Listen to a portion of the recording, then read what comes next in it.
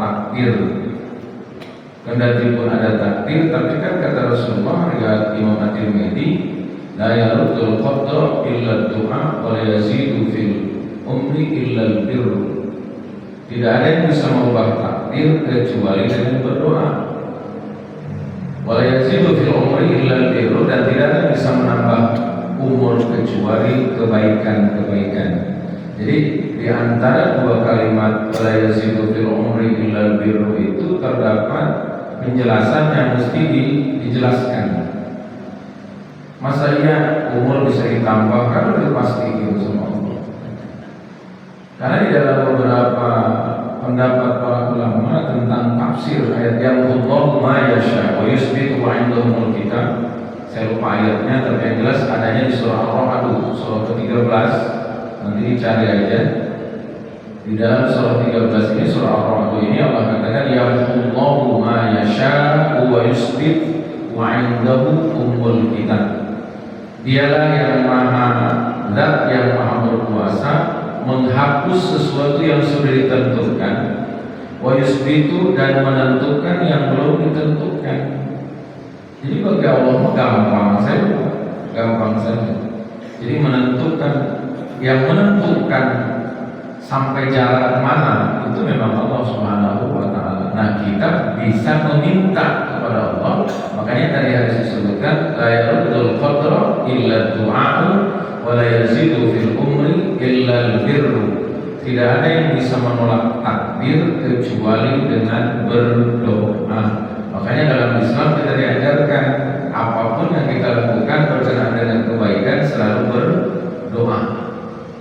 Keluar rumah berdoa, dalam mengendarai kendaraan baru jalan kita sudah berdoa. Jadi sampai di tempat tujuan juga berdoa. Apa yang tidak diajarkan doa oleh Rasulullah? Kenapa? Karena memang ada takdir. Ada takdir, sebelum takdir ini sampai maka kita berusaha dan berdoa. Makanya di dalam beberapa ungkapan para ulama, sombong banget orang cuma usaha doang kalau nggak mau berdoa. Gitu. Dia mengandalkan kekuatan lahiriahnya saja. Nah, sholat yang ke-13, sholat sunnah yang disebut istikharah. Sholat istikharah artinya sholat meminta petunjuk yang baik. Umpamanya seseorang akan mengerjakan suatu pekerjaan yang penting, sedangkan dia masih ragu-ragu apakah pekerjaan itu baik atau tidak baik untuknya. Ketika itu disunnahkan baginya sholat istikharah 2 rakaat. Sesudah itu berdoa meminta petunjuk kepada Allah atas pekerjaan yang masih diragukan tersebut. Ada 2 versi Pak istikharah itu. Yang pertama Sholat ini berdasar kepada hadis Imam Al-Bukhari yang diriwayatkan oleh Jabir bin Abdullah. Karena Rasulullah SAW, kalau tidak salah Jabir bin Abdullah ini adalah seseorang yang dulu pernah melihat mukjizat Rasulullah SAW berkenaan dengan ludahnya Rasulullah SAW. Jabir bin Abdullah ini pada saat perang Khandaq melihat Rasulullah perutnya melempit karena saking laparnya. Jadi Rasulullah gitu Pak, kalau lapar duluan, kalau kenyang belakangan. Mirip-mirip seperti pemimpin sekarang, cuma dibalik doang. Kalau pemimpin sekarang kenyang duluan, lapar belakangan. Kalau Rasulullah itu laparnya duluan, kenyangnya belakangan. Artinya mendahulukan rakyatnya dulu, gitu. Jabir bin Abdullah ini meriwayatkan sebuah hadis, yu'allimuna al-istikharata fil umuri, yaqulu idza hamma ahadukum bil amri falyarka' rak'ataini summa liyaqul Allahumma inni astakhiruka wa astaghfiruka bi qudratika. Nanti ke depan ada doanya. Ini dasarnya dulu, karena orang sekarang kan masih penasaran biasa kalau ngerjain sesuatu ada dasarnya enggak, ada dalilnya enggak gitu. Ditanyain mah iya, dikerjain kagak, biasanya begitu. Dari Jabir bin Abdullah, karena Rasulullah SAW yu'allimuna, memberitahukan kepada kami al-istikharah, salat istikharah, minta petunjuk fil umuri, dalam berbagai perkara. Yaqulu, beliau berkata, idza bimbang atau bingung ketika akan melakukan sesuatu fil amri dengan perbuatan tertentu, falyarka' rak'ataini, maka rukuklah 2 rakaat alias sholat 2 rakaat, karena ruku itu penentu dari rakaat. Kecuali sekali lagi saya ulang-ulang, yang 2 kali rakaat dalam 1 rakaat 2 kali ruku hanya dalam gerhana matahari dan gerhana bulan. Itu sholat istimewa memang. Sholat yang lain Bapak nggak bakalan ketemu Pak, 1 rakaat 2 kali ruku, kecuali dalam sholat sunnah gerhana matahari dan gerhana bulan. Kenapa? Karena indikasinya memang istimewa uniren kata para ulama. Kemarin kita sudah bahas khusufus syamsi, khusufus syamsi dan khusuful qamar itu merupakan pertemuan 2 cahaya. Ijtima uniren bertemunya dengan cahaya matahari dengan cahaya bulan. Maka itulah disebut yang namanya khusuful qamar dan khusufus syamsi. Sehingga praktek dalam sholatnya pun berbeda dengan sholat-sholat sunnah yang lain. Bapak nggak bakal ketemu Pak, kalau sholat sunnah, mau sholat wajib, sholat apapun pasti rukunya yang pakai rakaat ya, kecuali sholat jenazah. Kalau sholat jenazah nggak boleh pakai ruku ya.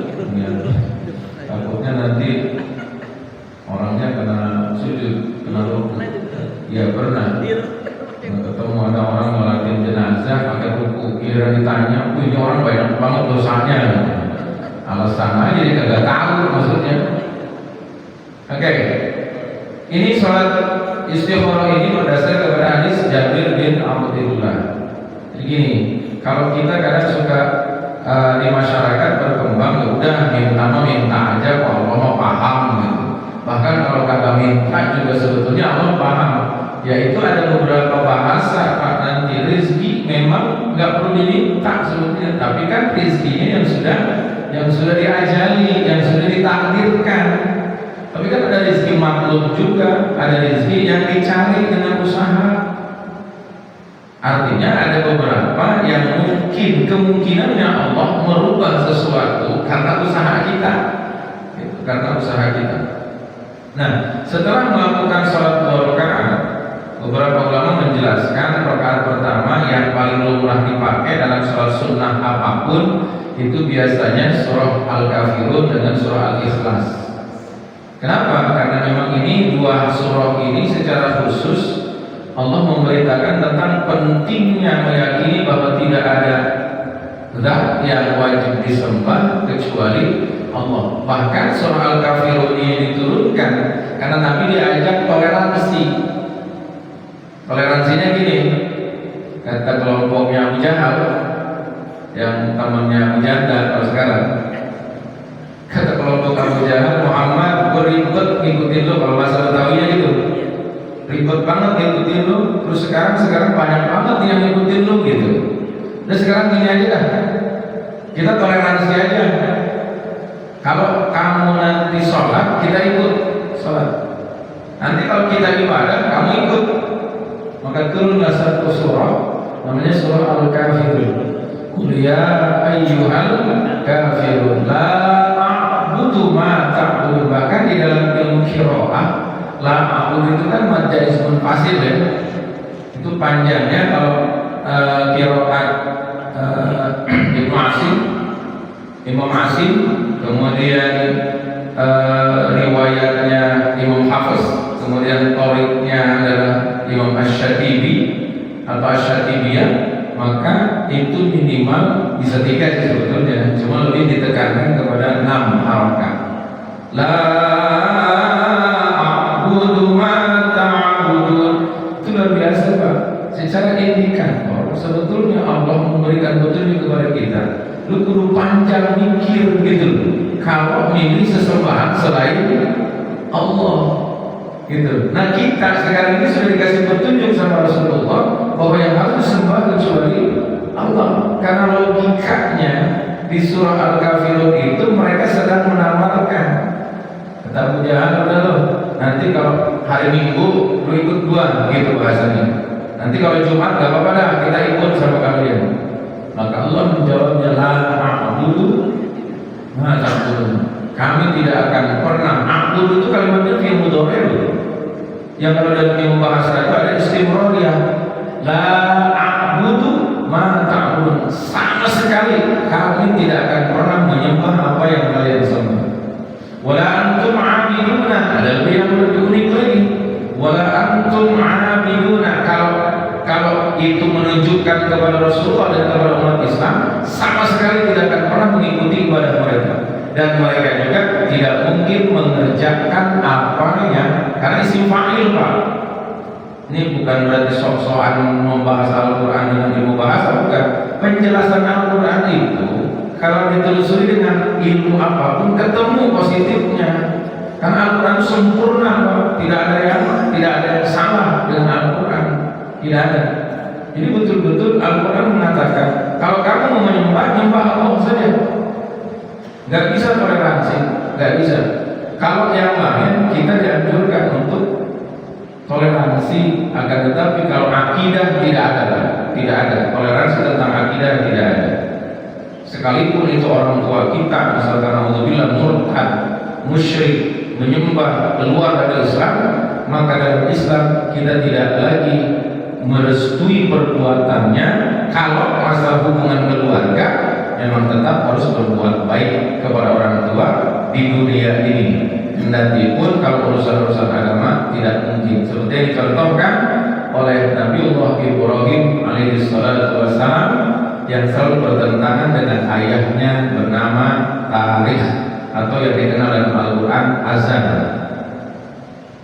Baik, selanjutnya apa saja yang dilakukan ketika kita membutuhkan sesuatu petunjuk dari Allah lewat sholat sunnah istikharah. Sholat 2 rakaat pertama, surahnya yang paling banyak dibaca secara umum surah Al-Kafirun.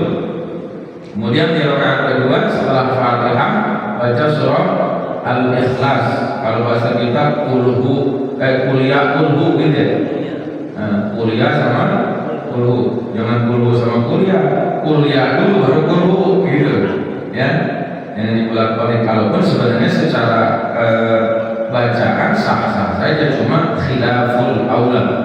Dalam sholat itu urut-urutan surah itu diutamakan. Jadi kalau kita di rakaat pertama surah kedua, maka rakaat kedua surah ketiga gitu. Ada marotib itu urut-urutan.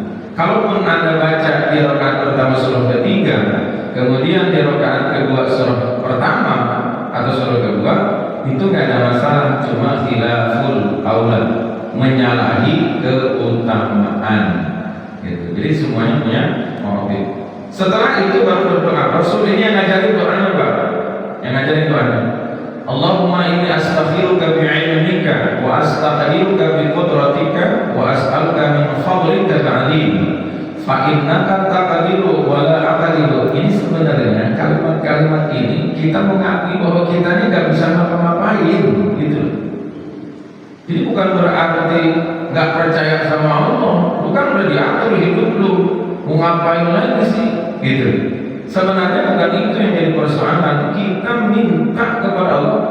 Pertanyakan dalam diri kita, kalau kita minta sesuatu, minta yang terbaik apa minta yang terburuk? Ya pasti minta yang terbaik dong.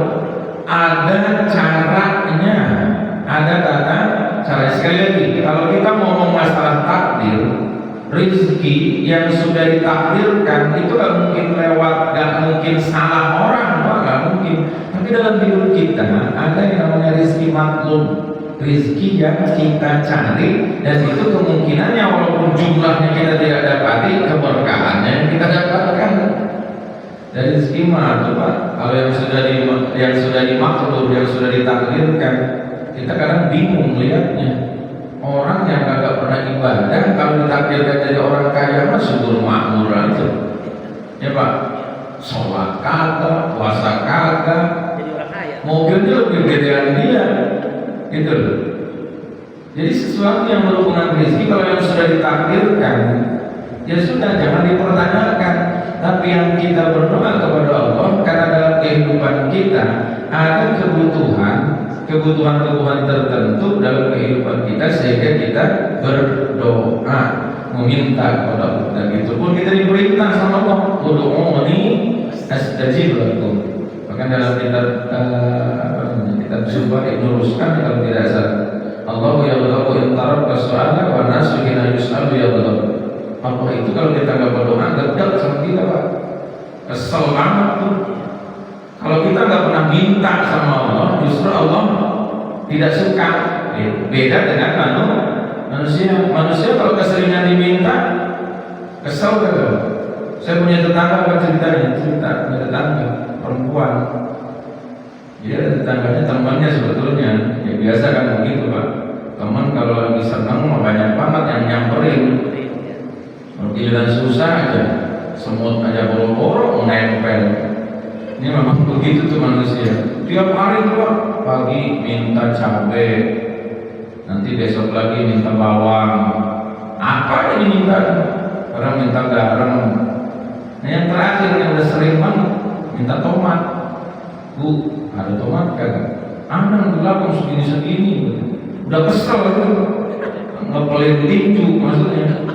Nunjukin ada di belakang mau katanya tomat gede-gede banget segini-segini, itu saking keselnya itu kan manusia begitu Pak, keseringan diminta kesel ya, tapi kalau sering dikasih seneng banget. Emang begitu kadang-kadang. Padahal fadilah keistimewaan itu pada memberi bukan menerima.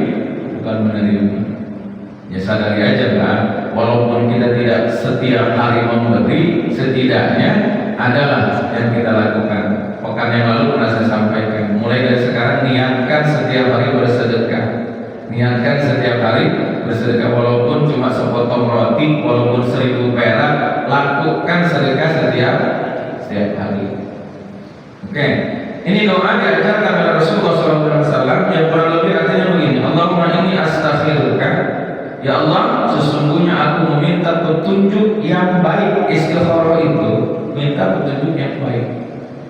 Pilihan, ya kalau pilihan yang baik-baik apa yang diambil. Masa kita milih yang jelek-jeleknya? Milih yang jelek biasanya kita buang. Ya, kalau kita membeli sesuatu, beli timun, beli cabai yang bisa dipilihin, yang bagus-bagus kita ambil. Tapi bagi pedagang yang jelek dipilihin tapi dibuang. Artinya kita segala sesuatu yang berhubungan dengan kehidupan kita minta sama Allah. Dan ini sudah ada caranya gitu. Makanya orang-orang tua dulu itu kalau apapun pasti nggak mau memutuskan terlebih dahulu kecuali dengan istikharah. Istikharah itu minta petunjuk kepada Allah, dan kebanyakan itu biasanya istikharah itu setelah sholat witir sebelum tidur. Itu waktu yang paling utama. Dan tidak bicara lagi kecuali membaca Al-Quran dan zikir yang lain. Itu orang-orang tua dulu tuh. Salah satunya abah saya selalu ngajarin kalau istikharah itu ketika selesai sholat isya, ba'diyah, kemudian ditutup dengan witir. Setelah witir baru kebalik ya. Witir itu yang harus dilakukan adalah setelah sholat yang lain. Kalau itu tidak ada lagi sholat yang akan dilakukan. Tapi kalau misalkan nanti sebelumnya dan setelahnya akan ada yang dilakukan lagi, nggak ada masalah. Nanti witirnya belakangan atau didahulukan, karena memang dua sahabat Rasulullah pernah melakukan, yaitu sahabat Ali dan sahabat Utsman. Kalau sahabat Ali ini melakukan sholat witirnya sebelum tidur. Tapi kalau kebalik, setelah tidur. Tapi kalau sahabat Utsman itu sebelum tidur, karena beliau mengatakan saya tidak terlalu sikoh, tidak terlalu percaya dengan diri saya, nanti khawatir tidak bangun, maka saya lakukan dulu sholat witir terlebih dahulu. Kalau sahabat Ali bersikoh, mengandalkan kekuatan Allah, yakin bahwa dia akan bangun malam, sehingga sholat witirnya belakangan setelah sholat tahajud. Nah, ini sholat istikharah ini merupakan salah satu pilihan bagi kita. Karena di sini ada pengakuan Pak dalam doanya. Fa'inna kata adilu wala adilu. Sesungguhnya aku tidak bisa apa-apa sementara Engkau Maha Kuasa, bisa menentukan. Wa ta'lamu wala a'lamu. Kami, saya tidak tahu dan Engkau Maha Tahu. Jadi cara berdoa itu ngerayu, Pak. Kalau dalam bahasa merayu gitu. Makanya kalau kita berdoa itu jangan to the point. Ya minta duit, ya Allah minta duit, ya jangan begitu.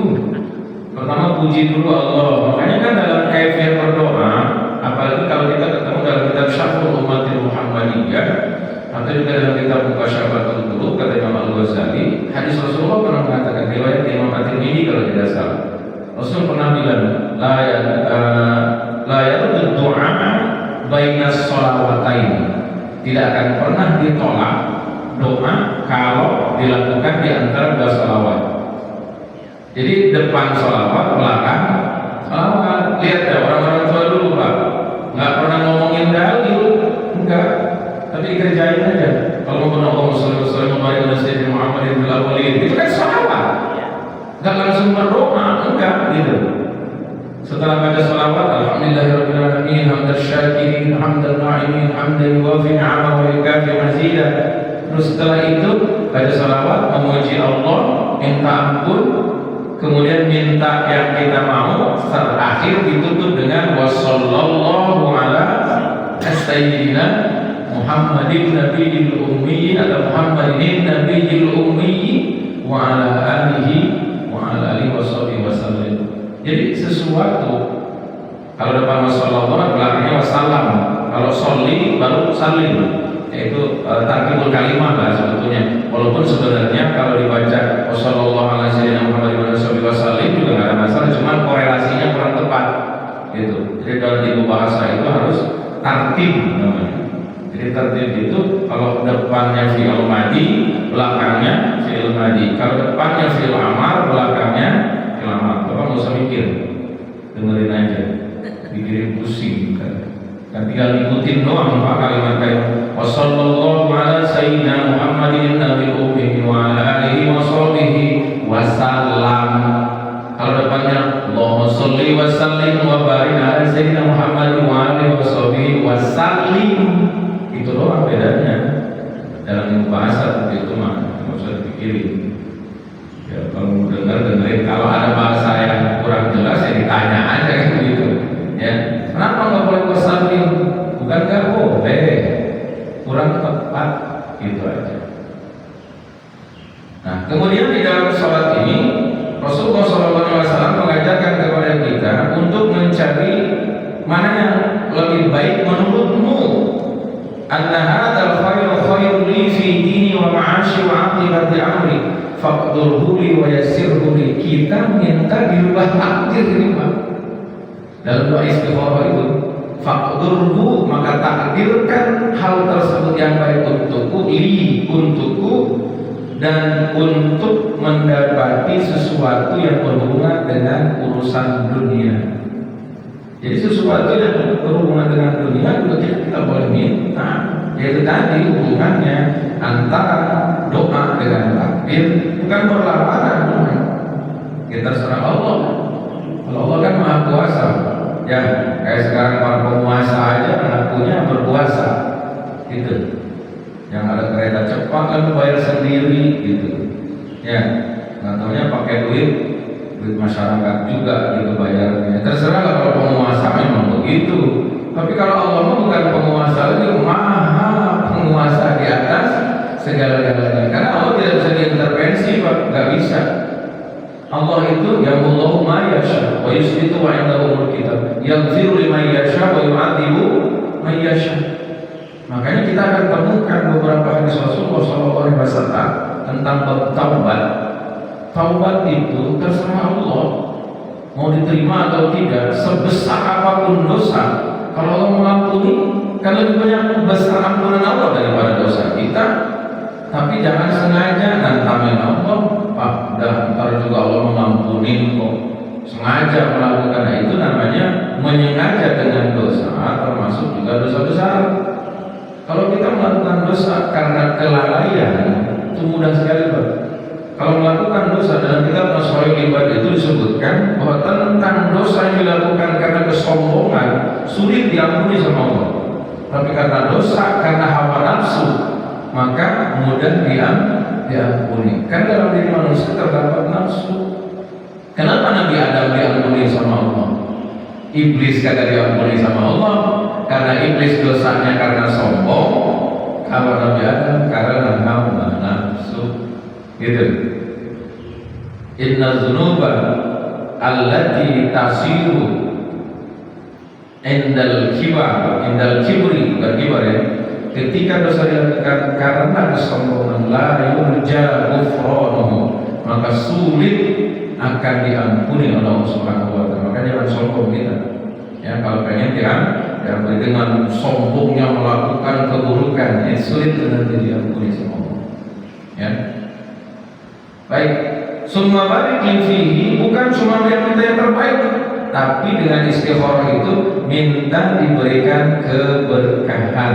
Kalau menurut kita nih Pak, misalkan kita akan melakukan sesuatu, ini hari apa yang bagus ya? Sebetulnya semua hari bagus, semua hari bagus, gitu. Tapi kan alangkah baiknya kita minta petunjuk kepada yang mengetahuinya, gitu. Jadi kita agar gak sotoy, gitu. Pak, saya pernah menemukan satu kalimat yang menjadi ilmu bagi kita. Ini harus kita pakai sebetulnya. Jangan sotoy. Apa sotoy? Bukan soto ayam, bukan ya? Jadi dalam kitab Maraqil Ubudiyah saya pernah ketemu dengan ungkapan beberapa sahabat termasuk istri Rasulullah itu merendah diri walaupun dia tahu, tapi tetap menunjukkan kepada orang yang lebih tahu. Suatu saat Ibnu Abbas pernah ditanya sama Ibnu Umar tentang sholat witir. Kata Ibnu Umar, bagaimana Rasulullah SAW melakukan sholat witir itu berapa rakaat? Kemudian apa kata Ibnu Abbas? Jangan tanya saya, tanyalah engkau kepada orang yang lebih sering hidupnya setiap harinya dengan Rasulullah, yaitu dia tunjukkan kepada Aisyah radhiyallahu anha. Kenapa? Sebenarnya Ibnu Abbas bukan kagak tahu, cuma yang lebih tahu Aisyah, gitu. Kalau kita kan nggak begitu Pak, bahkan menyalah-nyalahkan orang, gitu. Kemarin saya dapat postingan dari teman ini, maksudnya bukan menjelekkan seseorang Pak. Waspada, hari ini orang yang paham aja kadang-kadang suka nyala-nyalain orang, padahal dia sendiri yang kagak paham. Ada kemarin itu saya dikirim, Ustaz gimana nih menurut pendapat antum? Ini ada orang ngomong begini, orang yang baca doa adzan itu bukan muadzin katanya. Jadi yang baca doa Allahumma rabb hadhihi al-da'wati tammah wa sholatil qa'imah itu yang baca yang dengerin. Nah ini kan jadi masalah lagi Pak. Jadi kalau kita memahami hadis itu jangan cuma satu. Mungkin hadis yang satu kan hadis Rasulullah banyak Pak. Beda dengan Al-Quran ya Pak. Kalau Al-Quran, kalau saya sebutin surah Al-Baqarah ayat ke-13 bunyinya pasti sama. Tapi kalau hadis ada yang riwayatnya Abu Hurairah, ada riwayatnya Anas bin Malik, ada Ibnu Umar, ada Ibnu Amr, ada kemudian banyak sahabat Ibnu Abbas. Jadi banyak variasinya. Jangan lalu salah menyalahkan, itu yang tidak baik. Alangkah baiknya kita mungkin merendah diri, oh mungkin barangkali bapak ini punya dalil yang lain, gitu loh. Jangan langsung, oh ini nggak boleh, ini salah, ini nggak begitu. Karena dalam hidup kita ini kemampuan kita serba terbatas Bang. Inilah yang dimaksud dengan istikharah, minta petunjuk yang lebih baik kepada Allah. Pak, di zaman Rasulullah mah sahabat-sahabat gampang gak pada apa-apa, nanyanya langsung sama Rasulullah, minta didoainnya sama Rasulullah. Dan kita kadang-kadang saya juga bingung. Ada orang yang datang, Pak Ustaz minta minta bikinin air, tapi dia bawa air, kan bingung kita. Ya Pak, ada orang bawa aqua, gitu, bawa air, bayar minum, bilang kan, Ustaz minta tolong bikinin air. Nah itu airnya dibawa, kita suruh bikin air. Maksudnya minta didoain, kali gitu ya, berdoa kepada Allah. Dan kita sekarang ya agak susahnya begitu Pak, jauh dari ya kalaupun ada orang-orang soleh, tapi kan kita juga segan ganggu mereka, gitu. Maka usaha kita yang paling baik adalah minta langsung kepada Allah lewat sholat istikharah. Bukan nggak boleh, minta doain sama orang soleh, bukan. Surah Al-Imran pernah dibuka ayat ke-38, itu ada dalil yang menunjukkan bahwa kita boleh minta wasilah, minta doakan kepada orang baik, atau berdoa di tempat-tempat orang-orang soleh, gitu. Hunalika da'a Zakaria rabbah. Hunalika da'a Zakaria rabbah itu sudah menceritakan Nabi Zakaria berdoa di tempatnya Siti Maryam. Kalau Bapak ziarah ke Mbah Priuk, jangan minta sama Mbah Priuk, Pak. Mintanya sama Allah cuma di tempat orang yang dianggap soleh, dianggap mulia. Kita tetap mintanya sama Allah. Jangan Mbah minta ini anak saya kagak dapat jodoh, kagak bisa jawab Mbahnya juga. Apalagi kalau bisa jawab, kan kabur Pak. Mbah saya minta anak saya belum punya jodoh. Ada yang nanya, emang anak gue siapa namanya? Kabur Pak. Kenapa? Karena yang mati bisa ngomong, kan gak mungkin. Mintanya sama Allah. Itu dari Hunalika da'a Zakaria. Ini bukan nafsirin sendiri, bukan. Jadi Al-Quran itu banyak petunjuk yang kalau kita telusuri, apa yang kita lakukan itu gak ada masalah, cuma tata caranya. Ya Pak? Datang kepada orang yang soleh, minta didoakan, gak ada masalah. Bukan musyrik, bukan. Kalau musyrik itu minta sama dia mengasingkan Allah. Mbak saya minta nomor, zaman dulu zaman porkas begitu, suku kuburan minta nomor. Kalau bisa ngomong atau simbahnya juga ngomong lah. Kalau buat tahu mau pasang sendiri gitu, gak ada manfaatnya sama sekali. Soal istikharah itu maksudnya kita minta tolong. Kalau kita nggak bisa minta didoakan kepada orang-orang soleh, maka kita bisa berdoa sendiri tanpa melibatkan doa orang lain. Kemudian kita meminta kepada Allah secara khusus, istikharah. Kemudian summa barik li wa in kunta ta'lamu anna hadzal amra syarrun li fi dini wa ma'asi wa aqibati amri fasrifhu anni wasrifni anhu. Dengan sesuatu yang kita minta kepada Allah salat istikharah, maka Allah akan menghindarkan dengan doa tersebut manakala ada keburukan. Pak, orang hajatan misalkan satu contoh, ya Allah mudah-mudahan ini lancar gitu, kan kita minta sama Allah. Tapi di sisi lain kalau misalkan nih mudah-mudahan jangan hujan, malamnya dikasih hujan dulu, jangan berburuk sangka dulu sama Allah.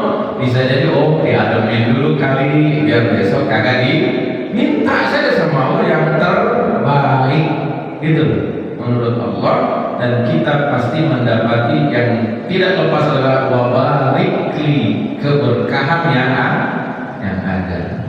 Jadi jangan ngomel-ngomel, waduh ini doanya Pak Ustadz katanya kagak bakalan hujan, kok malamnya hujan deras. Ya jangan ngomel dulu, besoknya dikasih terang sama Allah yang tadinya kotor jadi bersih, kan gitu. Selalu ada hikmahnya. Belum tentu yang menurut kita terlihat tidak baik, ternyata bisa jadi menurut Allah itu yang terbaik. Oke, yang berikutnya adalah sholat sunnah mutlak. Kalau yang tadi punya tata cara, dan sholat istikharah itu boleh dilakukan beberapa waktu, tapi yang lebih utama waktunya adalah menjelang tidur. Jadi setelah sholat istikharah tidak ada pembicaraan urusan dunia, kemudian diakhiri dengan membaca Al-Quran terus menerus sampai menjelang tidur, tidak lagi berbicara. Makanya dulu ketika saya di pondok itu diajarin sama guru-guru kita, salah satunya kaifiyah sholat istikharah itu menjelang tidur dalam kondisi suci, dalam kondisi bersih, ada lewat informasinya nanti lewat mimpi biasanya. Kalau mimpi dari awal kita minta petunjuk sama Allah, maka itu bisa dijadikan ruqyah sholiqah, mimpi yang benar.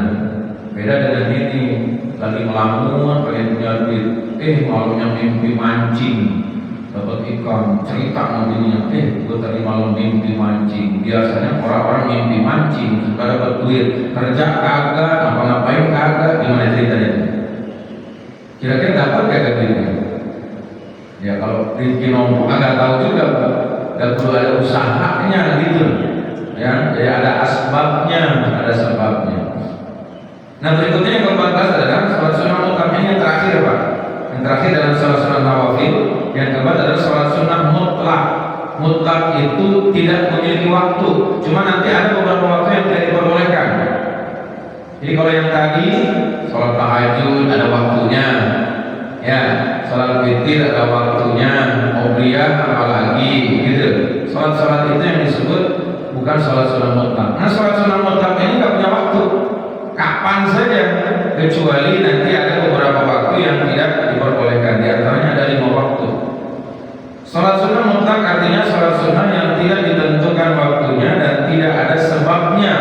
Jumlah rakaatnya pun tidak ada batasan, tapi dalam melaksanakan sholat sunnah hanya 2-2 gitu. Jadi sholat sunnah itu rata-rata 1 kali tasyahud. Ya, seperti kemarin sudah saya sampaikan di pekan yang lalu, tarawih yang pakai witir 3 rakaat atau pakai tahiyat awal. Dalam sholat sunnah itu berapa rakaat pun maka tahiyatnya satu kali. Yang 4 rakaat berapa kali tahiyatnya? 1. Jadi tidak ada dalam sholat sunnah ada tahiyat awal. Jadi pembeda antara sholat wajib dengan sholat sunnah itu, kalau sholat wajib diantaranya yang lebih dari 2 rakaat bisa ada tahiyat awal. Artinya dalam sholatnya ada tahiyat 2 kali. Kalau lebih dari 2 rakaat. Maka dalam sholat sunnah kita lihat kalkulasi sholat sunnah hanya 2 rakaat. Kalaupun 4 rakaat tapi tetap 1 kali tahiyat, 1 kali salam. Ya, saudara-saudara kita yang di Muhammadiyah, yang di Perdi, yang di Persis, ya sholatnya 4 rakaat tarawih, nggak ada masalah, silahkan saja berdasar kepada keyakinan yang dimiliki, asal jangan saling mencaci, asal jangan saling menyalahkan, silahkan saja ya dengan apapun yang dia. Kalau kita biasa di Nahdiyin, di NU biasanya sholatnya 2 rakaat 1 salam, 2 rakaat 1 salam. Mereka melakukan 4 yang jelas tidak pakai tahiyat awal. Kalau pakai tahiyat awal tasyahud dengan 3 sholat, tasyahud dengan sholat zuhur, tasyahud dengan sholat asar, tasyahud dengan sholat isya. Karena sholat sunnah tidak boleh mirip-mirip atau sama dengan sholat wajib. Baik, sholat sunnah mutlak ini bisa dilakukan secara random. Maksudnya random itu nggak waktu-waktu tertentu gitu. Kapan saja ya melakukannya, kapan saja. Jadi masih boleh dilakukan. Tapi nanti ada 2 waktu yang tidak boleh dilakukan. Maka berdasar kepada hadis Rasulullah SAW diriwayatkan oleh Ibnu Majah, as-salatu khairu mawdu'in ustuksirat au utilat. Salat itu adalah dilakukan suatu perkara yang terbaik. Salat itu adalah ibadah terbaik, banyak ataupun sedikit bahasa kitanya. Kalau banyak, memang harus sholat banyak. Ya sebetulnya sih ada ukuran yang disebut di sini. Kenapa banyak atau sedikit? Sholat sunnah maksudnya. Sholat wajib boleh ditambahin enggak? Ya nggak boleh dong. Ini orang getol banget sholatnya. Habis sholat subuh sholat lagi. Sholat apa tuh? Ya nggak ada. Yang wajib nggak boleh ditambahin, nggak boleh dikurangi. Yang dimaksud di sini kasurat ustuksirat ta'udilat itu sholat sunnah. Sholat sunnah boleh sedikit, boleh banyak. Nah ini berhubungan dengan sholat sunnah mutlak. Kemarin kita sudah katakan, sudah sampaikan, sholat tarawih juga bermacam-macam, tergantung kemampuan kita. Karena itu yang sunnah. Tapi ada juga batasannya. Dalam kitab ini kemarin kita bahas Umar bin Abdul Aziz ketika berada di Mesir, beliau melakukan sholat tarawihnya menjadi 36 rakaat. Pak, jangan dibilang bid'ah juga yang 20 ya. Ini ada yang 36. Umar bin Abdul Aziz, cucunya Sayyidina Umar itu sholat tarawihnya di Mesir 36 rakaat. Yang nggak ada masalah, silakan saja. Berdasar kepada walaupun dikatakan bid'ah ya bid'ah juga kan ada yang baik, ada yang buruk gitu. Kecuali berlebihan. Kemudian, Diperbolehkan sholat sunnah mutlak itu kecuali di 5 waktu. Yang pertama, waktu-waktu yang dilarang untuk sholat sunnah mutlak tersebut, sebagaimana telah diterangkan dalam sunnah mutlak itu tidak mampu dan tidak mempunyai waktu yang tertentu. Tetapi semua waktu boleh dimanfaatkan untuk sholat sunnah mutlak kecuali beberapa waktu berikut ini. Yang pertama, hadis riwayat Abi Hurairah. An Abi Hurairah radhiyallahu anhu nahan Nabi sallallahu alaihi wasallam an sholati ba'da subhi hatta tatlu'a asy-syamsu. Nah, ini nih yang sering kita kerjakan. Kalau sholat isyraq itu jangan pada saat subuh langsung sholat. Ini nih hadisnya nih. Kenapa orang-orang tua dulu kalau isyraq itu nunggu dulu? Karena ini ada hadisnya. Kata Nabi, kata Abi Hurairah, nahan Nabi melarang. Berarti tidak mengerjakan, tidak mencontohkan. Nahan Nabi sallallahu alaihi wasallam an sholati ba'da subhi hatta tatlu'a asy-syamsu. Nabi Muhammad sallallahu alaihi wasallam melarang orang sholat sunnah setelah sholat subuh sampai terbit matahari isyraq. Itu pun harus kasih waktu. Para ulama di Indonesia berijtihad atau bermusyawarah ijma, bukan ijtihad ya, berijma berdasar kepada hadis Rasulullah. Maka setelah syuruk itu kasih waktu tenggang 12 menit. Ya, kalau misalkan isyraqnya sekarang jam 5.30, maka menjadi jam 5.42. Cari aman. Kenapa? Karena pada saat terbit matahari ada orang yang menyembah matahari terbit. Orang-orang Yahudi dulu begitu. Makanya diharamkan kata Nabi. Nah, Nabi sallallahu alaihi wasallam as-shalata ba'da subhi hatta tatlu'a asy-syamsu, sampai terbit matahari. Bahkan di kalimat yang lain itu khadra'ul hin, yang nanti ada sholat duha itu, dan sholat Idul Fitri dan juga sholat Idul Adha.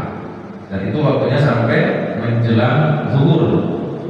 Yang kedua, ini diriwayatkan oleh Imam Bukhari dan Muslim tadi yang hadis pertama. Yang kedua, sesudah sholat asar sampai terbenam matahari.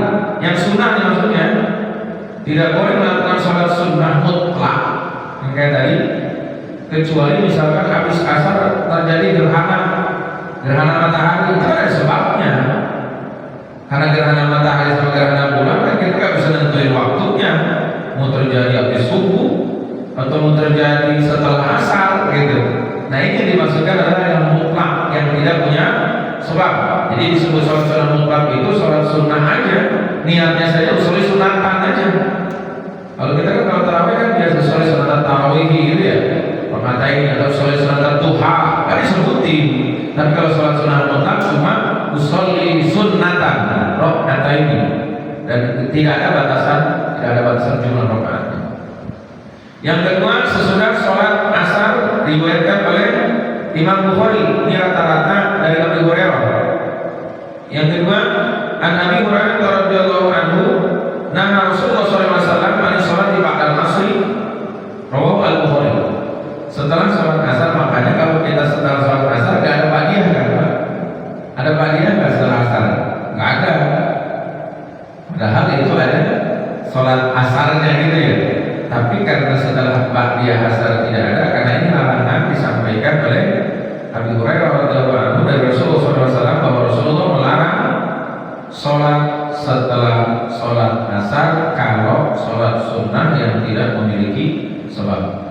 Kemudian yang ketiga, tatkala istiwa. Nah, ini hati-hati nih. Istiwa itu menjelang waktu zuhur, Pak. Menjelang adzan zuhur. Istiwa itu adalah pada saat matahari berada di tengah-tengah peredarannya. Makanya kita disebut khatul istiwa. Khatul istiwa. Indonesia itu disebut negeri khatul istiwa gitu. Itu sebenarnya bahasa Arab, Pak. Khatul istiwa. Khat itu garis. Al istiwa itu tempat di mana matahari bisa terlihat di kita dengan jelas.